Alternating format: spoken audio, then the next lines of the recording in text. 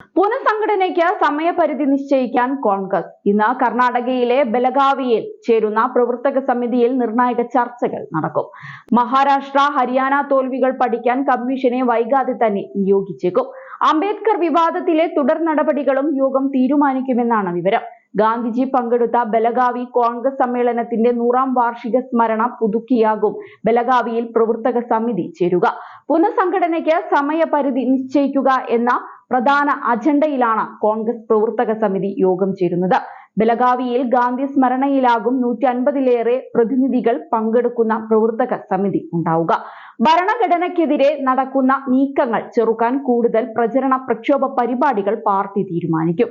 അമിത്ഷായുടെ മാപ്പും രാജിയും ആവശ്യപ്പെട്ടുള്ള പ്രതിഷേധം തുടരുന്നതിലും രൂപരേഖ പ്രവർത്തക സമിതിയിലുണ്ടാകും. 2025 അഴിച്ചുപണി വർഷമെന്ന് പ്രഖ്യാപിച്ചതോടെ പുനഃസംഘടനയിൽ ഒരു വിട്ടുവീഴ്ചയുമില്ലെന്ന് കൂടി നേതൃത്വം വ്യക്തമാക്കുകയാണ്. സമയപരിധി തീരുമാനിച്ച് നടപടികൾ പൂർത്തിയാക്കും. കേരളത്തിലടക്കം നിയമസഭാ തിരഞ്ഞെടുപ്പുകളിലേക്ക് അധികം ദൂരമില്ലാത്ത സംസ്ഥാനങ്ങളിൽ പുനഃസംഘടനാ നടപടികൾ വേഗത്തിൽ തീർക്കേണ്ടി വരും. പുനഃസംഘടനയെന്ന് കേട്ടതോടെ കേരളത്തിലുണ്ടായ മുറുമുറുപ്പുകൾ നേതൃത്വത്തിന്റെ ശ്രദ്ധയിലുണ്ട്. കലഹം ഒഴിവാക്കാൻ എല്ലാവരെയും വിശ്വാസത്തിലെടുത്ത നടപടിയായിരിക്കുമെന്ന് AICC വൃത്തങ്ങൾ സൂചിപ്പിച്ചു. 2025 അവസാനത്തോടെ AICC തലത്തിലടക്കം പുനഃസംഘടന പൂർത്തിയാക്കാനാണ് നീക്കം. അടുത്തിടെ പാർട്ടിക്ക് തിരിച്ചടിയേറ്റ ഹരിയാനയിലെയും മഹാരാഷ്ട്രയിലെയും തോൽവികൾ കൂടുതൽ ഗൗരവത്തോടെ പരിശോധിക്കും. തോൽവി പഠിക്കാൻ സമിതികളെയും പ്രഖ്യാപിച്ചേക്കും.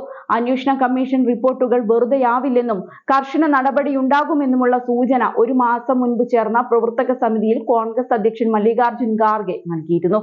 അതേസമയം മറ്റു ചില കാര്യങ്ങളും ഇതിനിടയിൽ നടക്കുന്നുണ്ട്. അംബേദ്കർ വിഷയത്തിൽ കോൺഗ്രസിനെതിരെ രൂക്ഷ വിമർശനവുമായി പ്രധാനമന്ത്രി നരേന്ദ്രമോദി എത്തിയത് ശ്രദ്ധേയമായി. BR അംബേദ്കർ രാജ്യത്തിന് നൽകിയ സംഭാവനകളെ അവഗണിച്ച കോൺഗ്രസ് എല്ലായ്പ്പോഴും ഒരു കുടുംബത്തിന് മാത്രം ക്രെഡിറ്റ് നൽകുകയായിരുന്നുവെന്നാണ് പ്രധാനമന്ത്രി ആരോപിച്ചത്. BR അംബേദ്കറെ കുറിച്ചുള്ള കേന്ദ്ര ആഭ്യന്തരമന്ത്രി അമിത്ഷായുടെ പരാമർശങ്ങൾക്കെതിരെ കോൺഗ്രസ് ഉൾപ്പെടെയുള്ള പ്രതിപക്ഷ കക്ഷികൾ BJPക്കെതിരെ വലിയ പ്രതിഷേധങ്ങൾ നടത്തുന്നതിനിടയിലാണ് പ്രധാനമന്ത്രിയുടെ ഈ പ്രതികരണം. അതേസമയം BJP ജനാധിപത്യത്തോടും ഭരണഘടനയോടും ശത്രുത പുലർത്തുന്നുവെന്നാരോപിച്ച് കോൺഗ്രസ് തിരിച്ചടിച്ചു. ഭരണഘടനാ നിർമ്മാതാക്കളെയും ഭരണഘടനാ സംരക്ഷകരെയും സ്വതന്ത്ര പോരാളികളെയും ജനാധിപത്യത്തിന്റെ സംരക്ഷകരെയും BJPയും സംഘവും എക്കാലവും എതിർത്തിട്ടുണ്ട്.